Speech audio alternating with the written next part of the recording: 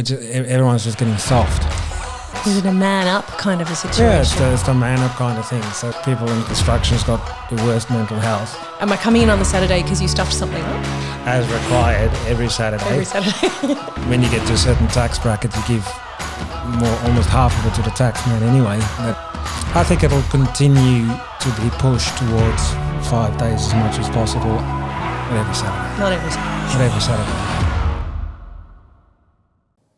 Hello and welcome to episode 6 of the Phil and Lauren podcast, the podcast where we help you to navigate your career challenges because, as we all know, construction can be a pretty tough gig. Okay. So today's important question, Lauren. I'm ready. Should site managers have to work on Saturdays? Oh, it's cold in the podcast studio, but the topic is hot. I'm going to say it would be great if they didn't have to work Saturdays. Well, no one wants to work on a Saturday. So true. So true. I certainly don't. But it's not as straightforward as that. We bring it up because it's a topic that comes up quite a lot, particularly when we are recruiting in that space in our day job, which is still recruitment. When we're looking and speaking to site managers about particular opportunities, more often than not, one of the first questions they'll ask is, what does the Saturdays look like? Yeah. Do I have to work Saturdays? Some people are quite black and white about it and go, I don't work Saturdays at all. Some will be open to it. Some take it as part and parcel of the job. So what we want to talk about today is the sector that we focus on is that mid-tier sector, which is not as black and white as the tier 1 space, where kind of is what it is, and they kind of work in a way that works in with RDOs and the unions and all the rest of it. But in the mid-tier space, it's a little bit grey, and I feel that it has changed in recent years, and it is continuing to change. So what we want to talk about today is kind of where we're finding ourselves at the moment, what businesses are saying, what businesses are doing, what businesses are planning to do with the 5 versus 6 day work week now into the future. We want to talk a little bit about I guess the challenges that comes with implementing a 5 day work week and the financial viability of it, as well as some of the opportunities with regards to providing more work-life balance, and maybe some stories of some of the businesses that have done it successfully, and so what some of the candidates and site managers we've been talking about that have managed to achieve more balance. So maybe, as always, I'll start with a story. Let's do that. Sort of demonstrate the importance of it. So recently been working with a site manager that's been working 6 days a week for 75 to 80% of his year. Sort of the builder that he's working for is kind of in their culture, 6 day program.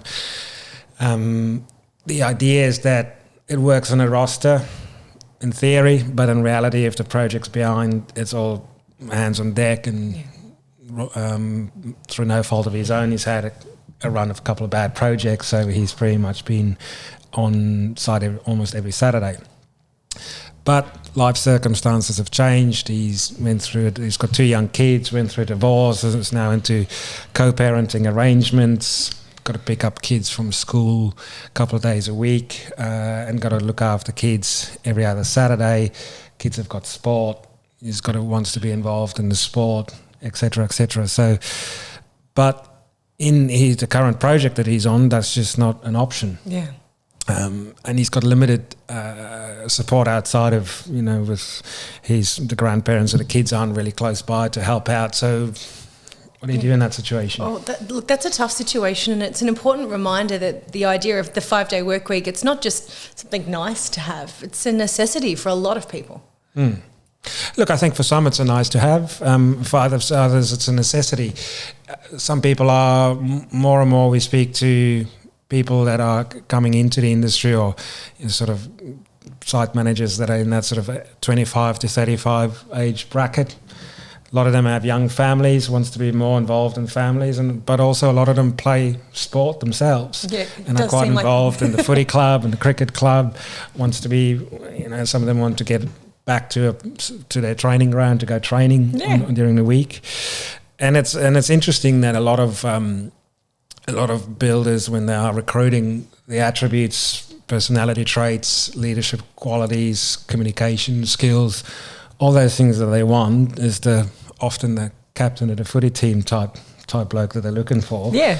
And more often we find that often those are the people that are either wanting as a nice to have or requiring the work-life balance because of sport, because of family arrangements. Yeah, that's right. And it's interesting, isn't it? Because a lot of builders will work in the Saturdays, but then they'll give you time in lieu, or they'll work on the RDOs on a Monday. But if you're playing sport at any level, a lot of site managers out there fancy themselves as professional football players, semi-professional, or semi-professional. Yeah, that's what they say. But if you've got a footy game on a Saturday, or if your kid's got a sports game, or if you indeed need to be a parent during that day, then sitting at home on Monday when the kids are at school doesn't really help at all, does it? No, it's not that helpful in many situations, to be honest.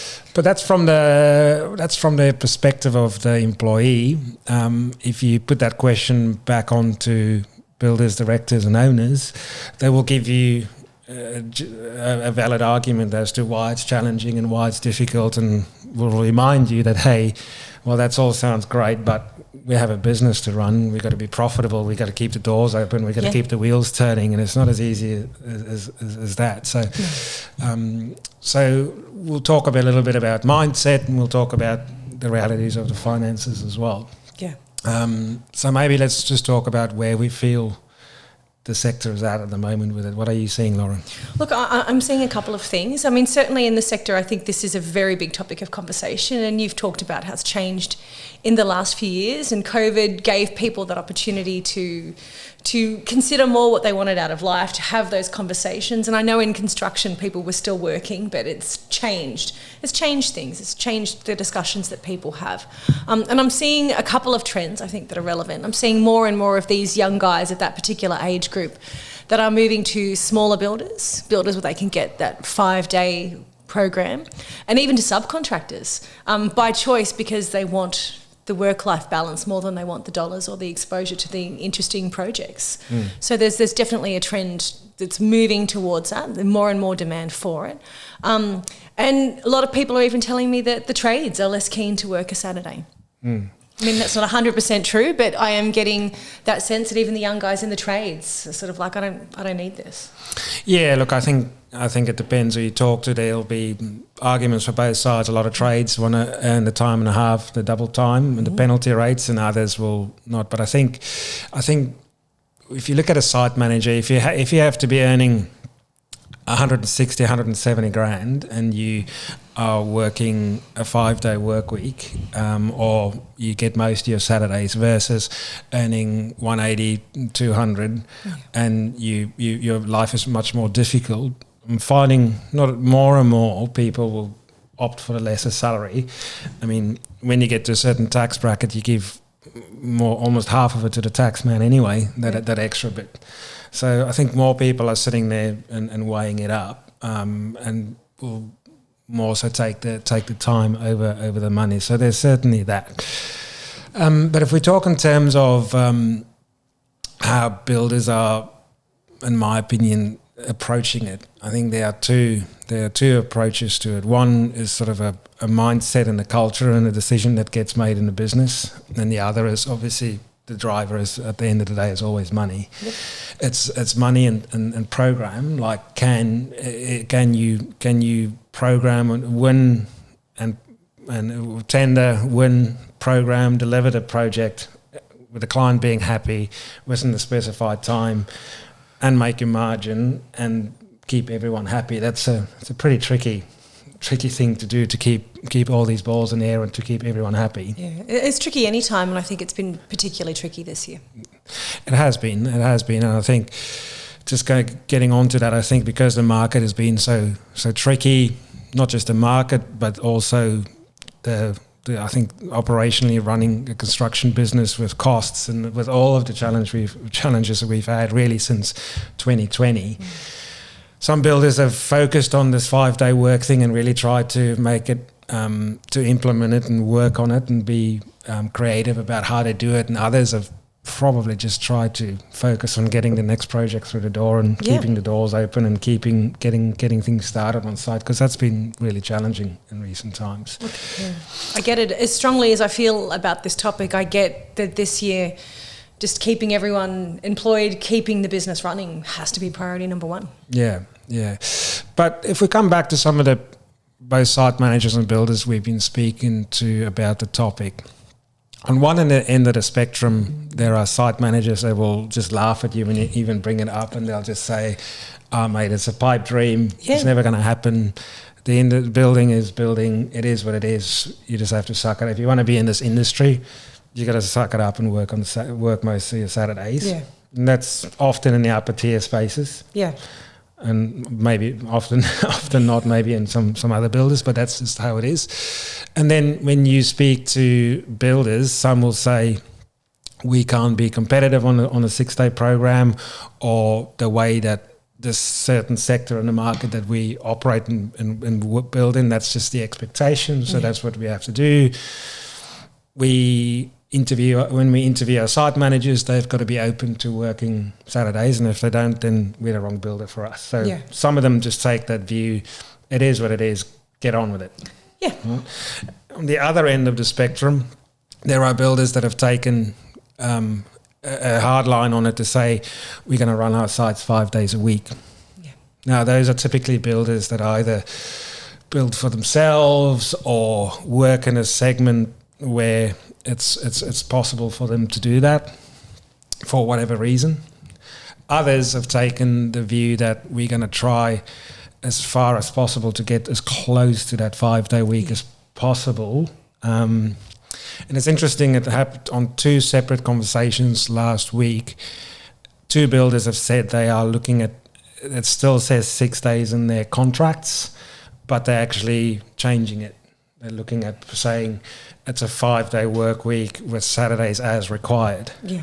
Now, if you mention this to site managers, they'll laugh and they'll say, as required every Saturday. Every Saturday. And that's just the reality of it. But I think there's many of them that are really trying and pushing into trying to, and you can hear in the tone when you speak to the directors. One said to me last week, he said, workers and everything, people should be able to have the Saturday off, because more often than not, the CAs don't work on a Saturday. That's right. The project managers often don't work on Saturdays, even though they're kind of more on call all the time.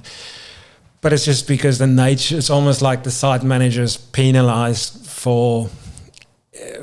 because it's the job that they do. It has to be physically on site, right? Yeah. And let's not forget, it's also foreman.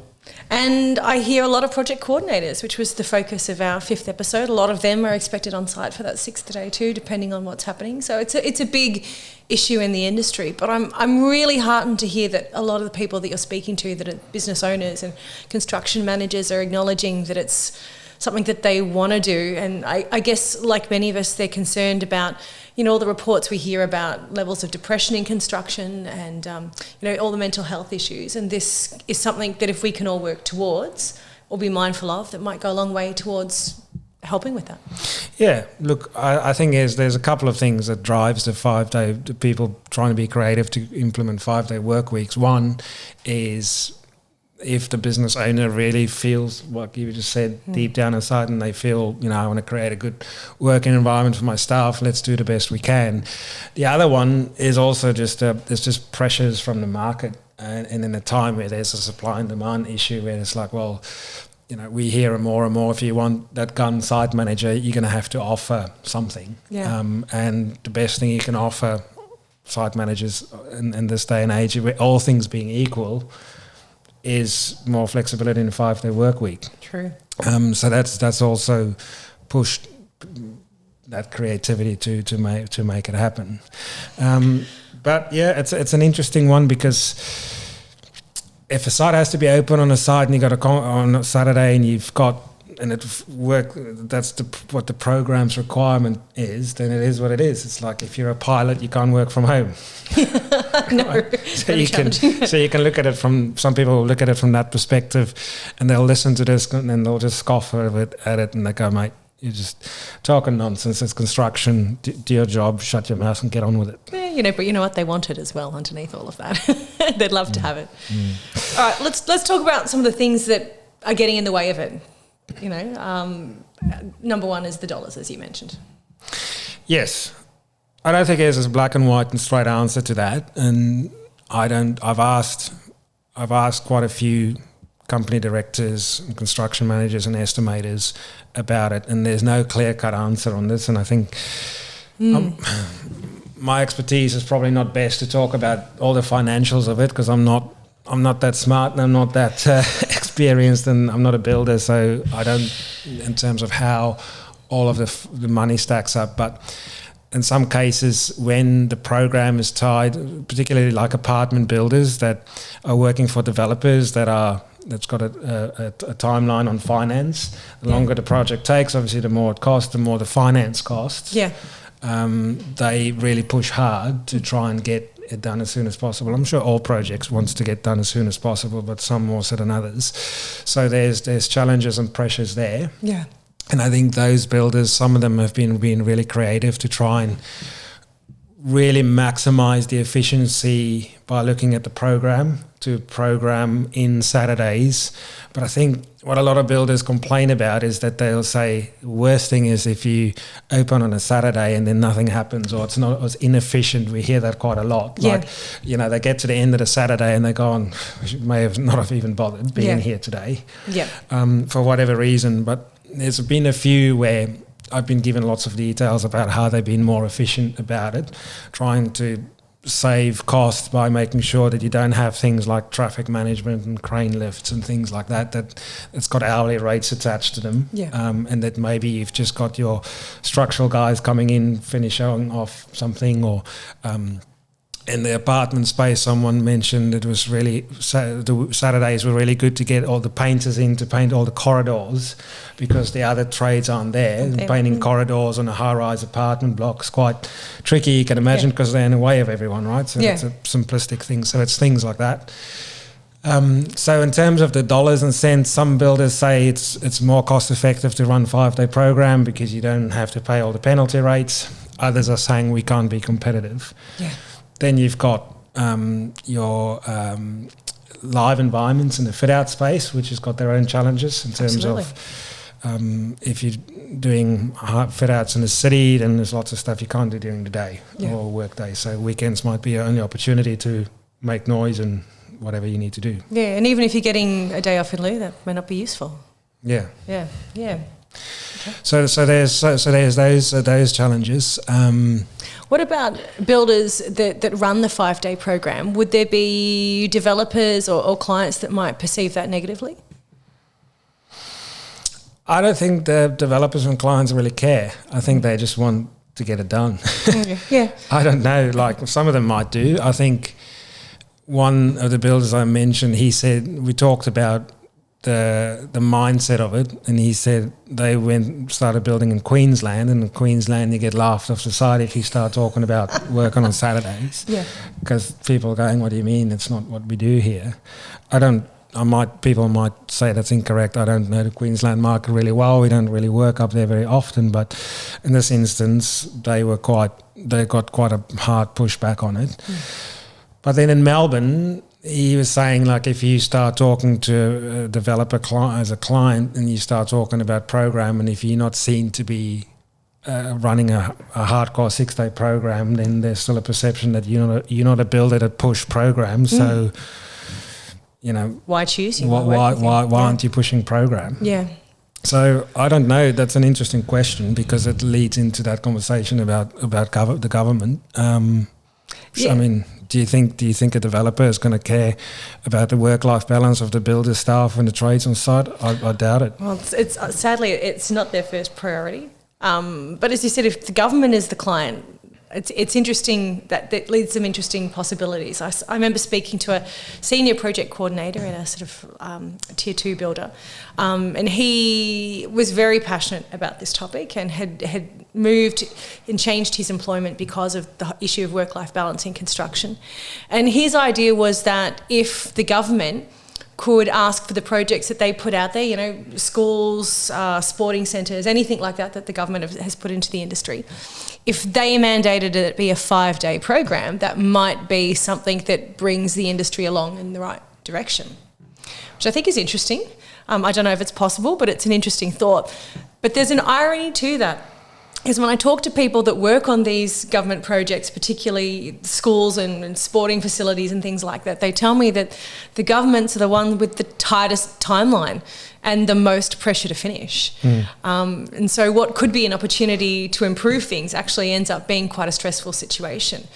And one site manager that I spoke to who had not long finished a government project, and it was one that was getting quite a lot of media profiling, and so there was a lot of public pressure on it too, a lot of public scrutiny, timelines that needed to be adhered to, and a lot of the people on that project, when it was running late, just did not see a day off. So long hours, and then a 7-day week as well, and a lot of people ended up very burnt out, very disgruntled.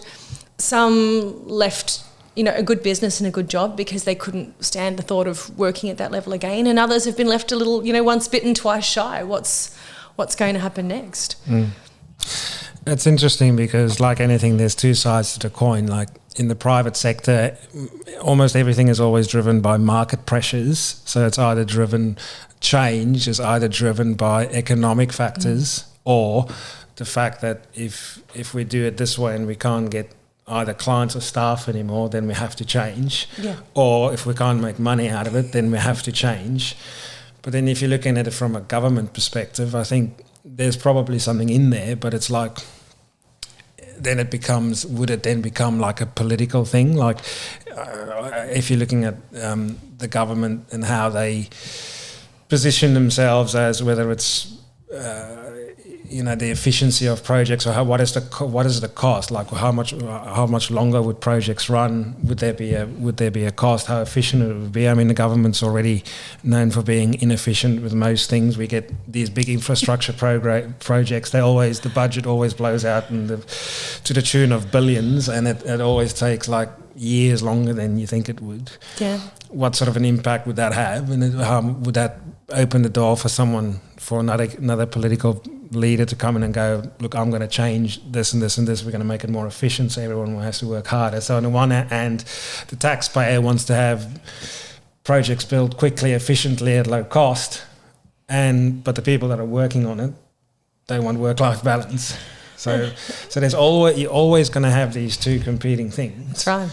But if you think about how, as a society, we've moving towards different ways of living, different lifestyles, different values, and a lot of government projects are already implementing guidelines as to, if you want to be part of this project, you have to have X amount of gender diversity, X amount of minority groups included in your project, all those things. So would there be a time where actual work hours and working days and work-life balance will be stipulated by governments as well? Yeah. I don't know. Maybe someone that's listening to this might have an answer to that question. Maybe so. And would it work? And if it was to be implemented, what effect, if any, would that have into the private sector? I don't know. It's very interesting, but I think the only answers to this question lie in some group, whether it be either the government with their projects or particular builders, as we've seen, saying, yes, this is what we're going to do, no matter what the cost is, we believe in it enough to do that. Well, let's talk a little bit about some of the solutions that we have seen where that builders have implemented, where it has worked. One example was people are pushing, and again, like with all of this stuff, I heard many conflicting opinions. You hear someone telling you a story or give you a strategy that sounds really good and it's worked for them, and you go and talk to another site manager or a builder and they completely discount it and go, it's rubbish, it won't work, and it won't work for us for these reasons. And that's always often a valuable argument as well. But this particular site manager is running a $10 million fit out, and they had really good subcontractor relationships, and at the beginning of the project they all sat together and worked out with the subbies extended hours during the week, where we can get into a 5 day. It was a 5.5 day, could have been a 5.5 day, 6 day program, but they squashed it in. Yeah. I think there was 2 Saturdays that had to be worked on that whole project. That's pretty good. And it worked for everyone. Yeah. But you put that to some people and they'll say, well, I'd rather go home at 4 o'clock or 3:30 than have to work till 6 and then don't come in on a Saturday. It's a kind of a false economy in my mind. So if you were living an hour and a half away from the project, and if you didn't have to be somewhere on a Saturday, you'd probably agree with that, wouldn't you? Yeah. So it's always difficult, I think, then to get everyone on board, particularly when you've got subcontractors as well, and a lot of them might want the time and a half on a Saturday. Yeah, some of them might, but if you can get everyone on board, that's been where we've seen some of the successes. And it takes a good project manager. It takes a project manager who's really invested in finding out what their team wants and being able to make it work, or at least work as often as they can. And we want to talk more about good project managers coming up, and maybe that's something we can take up then. But if the business on top of that is also quite committed to it, then I think we'll find lots of people will have a lot more luck or a better experience of that. Well, we've heard stories like that, haven't we? From companies that have taken a decision and gone, we're gonna run a 5-day work week for our staff, and we're gonna do what we can to implement it, and then go, well, how can we do it? And that's kind of like a decision by the owners or the directors or whoever at the top, and then I think that's fundamentally changes a lot. Because then you might come up with creative ways of doing it. And if the staff, I think, feels like everyone is really trying to make it happen, then there's probably a different energy and a different vibe in the company. Oh yeah, look, it seems people are often happy in those companies because they feel like they're being given something back for their hard work, and they feel like they're all on the same team about it. But it also allows them to push back a little bit on the Saturdays when they happen. And I spoke to a site manager last week about this topic, and he was in the fit out space. I was really surprised to hear that he has a 5-day working week and everyone in their company does. And I said, well, how does that work? And he says, well, because it is the policy, the programs are written for 5 days. And if something comes up on a Saturday and his project manager says, I need you to come in on Saturday, he feels like he has the support from management to push back and go, well, am I coming in on the Saturday because you stuffed something up, or is it really necessary? Because if it's not really necessary, no thanks, I'll keep my Saturday. I think it very much depends on the culture and the company, again coming back to that point. And the culture and the finances and the money always have to go together. Sometimes they are competing, but I think regardless of that, I think if you're working somewhere where the owners of the company go, we want you to work 5 days a week. Yeah. And if for whatever reasons that can't happen, you still feel like, all right, well, everyone is doing their best. I'll come in on Saturday. But I've always found that companies, if you look at companies and their employees and their history over a long period of time, there's obviously cultures within companies. And there are some companies where everyone in the company just feels like that's bullshit. They're like, well, it's construction. If you don't want to work hard, go home. Yeah. I don't want to hear you crying about your Saturdays. Get in, do the job, go home.